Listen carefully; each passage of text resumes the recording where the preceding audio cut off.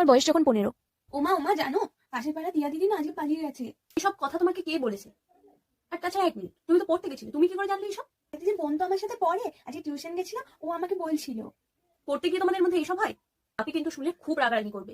তোমার এখন পড়াশোনা করার বয়স, অন্য কোনো দিকে বা টিউশন গিয়ে পড়াশোনা বাদে অন্য কোনো কিছু নিয়ে কোনো আলোচনা যেন আমি দ্বিতীয় দিন না শুনি। যাও গিয়ে পড়তে বসো, যাও। আমি কি এমন বললাম মা? আমি তো যেটা শুনেছি তোমাকে সেটাই বললাম। যাও, আজকের পর থেকে তোমাকে আমি কিচ্ছু বলবো না। আমার বয়স যখন 25। ও চাহতে সব জিসে তো ইশারায় কথা বলছো কেন? কিছু বলবে? পাশের পাড়ার রূপালী বলে মেয়েটা, সে না কাকে পালিয়ে বিয়ে করে নিয়েছে। করেছে তো, আমি কি করবো তাতে? তার ইচ্ছা গেছে, বিয়ে করেছে। কিন্তু বয়সটা তো হচ্ছে, এবার তো বিয়ে থা করতে হবে। তোর থেকে বাচ্চা বাচ্চা মেয়েরা বিয়ে করে নিচ্ছে। তুই বল, তোর কোনো পছন্দ থাকলে বল, আমাদের তো কোনো আপত্তি নেই। হয় তুই তোর পছন্দের কথা আমাদের বল, নাহলে আমাদের পছন্দের ছেলেকে দেখ। হয় পালিয়ে বিয়ে করে, না হলে চাইলে অনুষ্ঠান করে কর, কিন্তু বিয়ে তোমাকে এবার করতেই হবে। এই জন্য আমার বাড়িতে থাকতে ভালো লাগে না তো।